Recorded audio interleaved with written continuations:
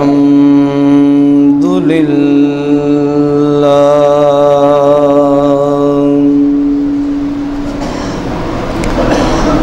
الحمد لله الكثير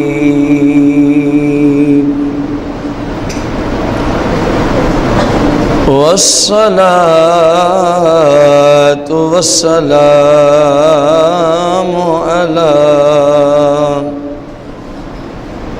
على سميع البصير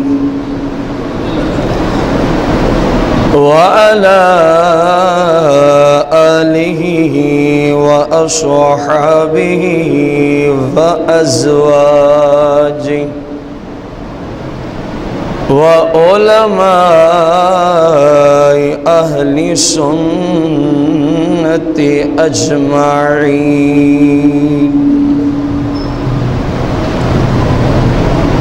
أما بعد فأعوذ بالله من الشيطان الرجيم بسم الله الرحمن الرحيم قال الله تبارك وتعالى في القرآن المجيد والفرقان الحميد يوصيكم الله في أولادكم للذكر مثل حظ الأنثيين آمنت بالله صدق الله العظيم إن الله وملائكته يصلون على النبي يا أيها الذين آمنوا صلوا عليه وسلموا تسلیما. احباب درود و سلام کرنا. الصلاة والسلام عليك يا سيدي يا رسول الله. الصلاة والسلام عليك يا سيدي يا حبيب الله. الصلاة والسلام عليك يا سيدي يا شفيع المذنبين. الصلاة والسلام عليك يا سيدي يا رحمة للعالمين.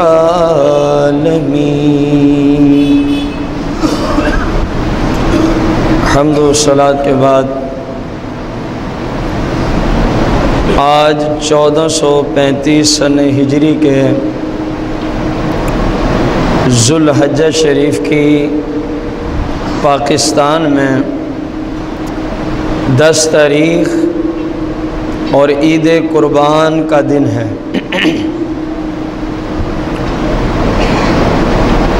احباب عزیز وقار، ہمارے آج کے عید قربان کے خطبے کا جو موضوع ہے، آخر عورت ہی کو وراثت سے محروم کیوں کیا جاتا ہے؟ اس میں عام ہے وہ بیٹی ہو، وہ بیوی ہو. اصل میں ہوا کچھ یوں، وطن عزیز ملک پاکستان میں ایک تعداد ہے جو ہندوستان سے ہجرت کر کے ادھر آباد ہیں۔ بدقسمتی سے ان ہندوؤں نے، ان اسلام کے دشمنوں نے جب ہمارے وہ مسلمان بہن بھائی جنہوں نے جس وقت ہجرت کی تھی انڈیا سے، بھارت سے وطن عزیز کی طرف، جو ظلم و ستم انہوں نے ڈھائے وہ کسی سے پوشیدہ۔ میں ایک بات کرنے چلا ہوں، ذرا غور سے سنیے گا۔ ہندوؤں نے جو ظلم و ستم ہمارے ان بزرگوں پر، ان علماء پر، ان بھائیوں پر، ان بہنوں پر، ان ماؤں پر کیے جو صرف اسلام پر چلنے کی غرض سے ان سے علیحدہ رہنا چاہتے تھے اور اسلام پر آزادی کے اعتبار سے عمل کرنے کی غرض سے ہندوستان سے وہ الگ تھلگ رہ کر اپنا ایک علیحدہ ملک بنانا، جس میں اللہ پاک نے ان کو کامیابیاں دیں۔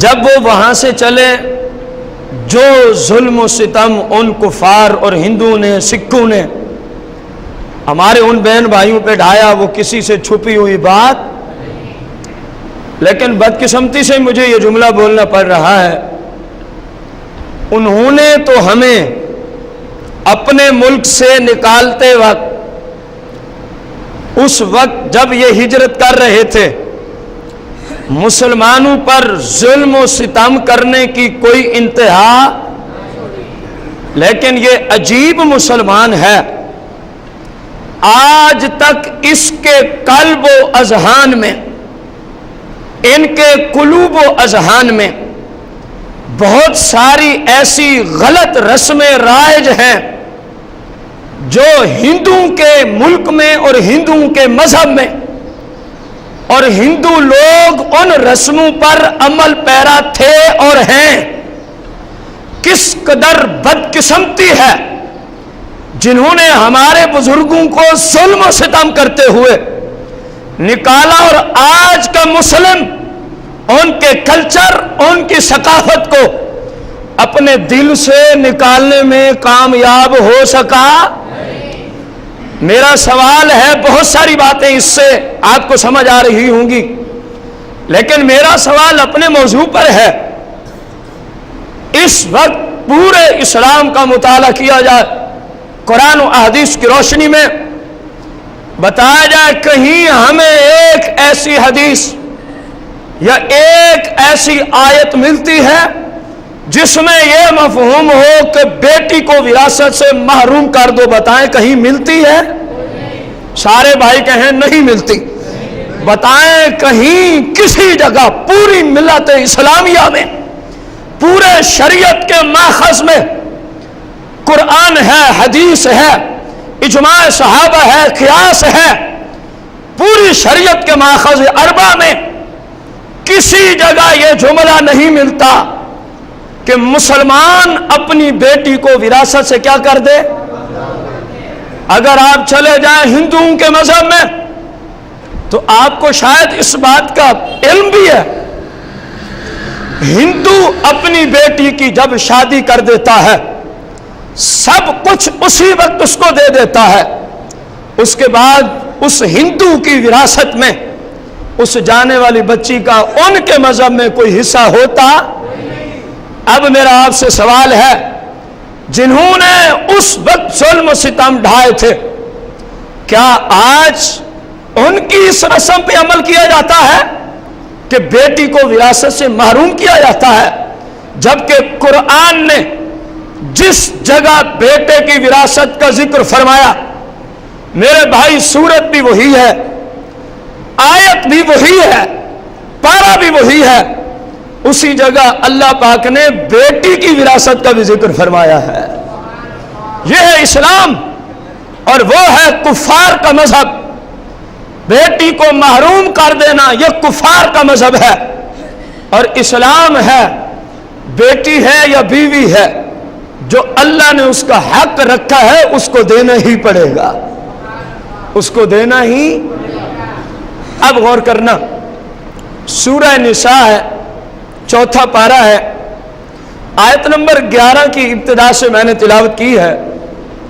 اللہ فرماتا ہے یوصیکم اللہ، اللہ تمہیں حکم دیتا ہے، اللہ تمہیں حکم دیتا ہے فی اولادکم، تمہاری اولاد کے بارے میں. یہاں وراثت کا ذکر ہے. تمہاری کس کے بارے میں؟ میرا آپ بھائیوں سے سوال ہے، اگرچہ آپ قرآن کی عربی گرامر کے اعتبار سے قرآن کو نہ سمجھتے ہوں، لیکن اتنا تو آپ کو سمجھ آئے نا، جب بندہ کہے میری اولاد میں 10 افراد ہیں تو اس میں صرف بیٹے ہوتے ہیں یا بیٹیاں بھی ساتھ مراد لی جاتی ہیں؟ یہ کم از کم جواب تو دیں. اولاد میں بیٹیاں بھی ہوتی ہیں، اولاد میں بیٹیاں بھی. بڑے اجتماعات کا مطلب ہوتا ہے جس بات سے لوگ غافل ہیں ان کو اسی بات کی طرف رہنمائی دی جائے. ہمارے ہاں لوگ کیونکہ اس مسئلے سے غفلت کا شکار تھے، اس لیے اللہ پاک نے چاہا کہ آج ہم بیٹی کی وراثت پہ قرآن کو سیکھیں، کیونکہ اس کی مشیت کے بغیر کوئی کام ہوتا. اس اعتبار سے ہم آج اس آیت کو آپ کے سامنے پیش کر رہے ہیں، کیونکہ عید کے موقع پر کثیر اجتماع ہوتا ہے. میرے بھائی، آپ نے خود کہا جب اولاد بولی جائے تو اس میں بیٹے بھی ہوتے ہیں اور بیٹیاں. دیکھیں قرآن نے بھی یہی کہا یوصیکم اللہ، اللہ تمہیں حکم دیتا ہے، اللہ تمہیں حکم دیتا ہے فی اولادکم، تمہاری اولاد کے بارے میں. تمہاری، گویا اللہ تمہیں حکم دیتا ہے تمہارے بیٹوں کے بارے میں، اللہ تمہیں حکم دیتا ہے تمہاری بیٹیوں کے بارے میں. للذکر مثل حظ الانثیین، للذکر مثل حظ الانثیین. حکم کیا دیتا ہے؟ غور کریں. حالانکہ فی اولادکم کافی تھا، لیکن مزید علیحدہ علیحدہ ذکر کر کے ان کے حیثیت ذکر کر دیے.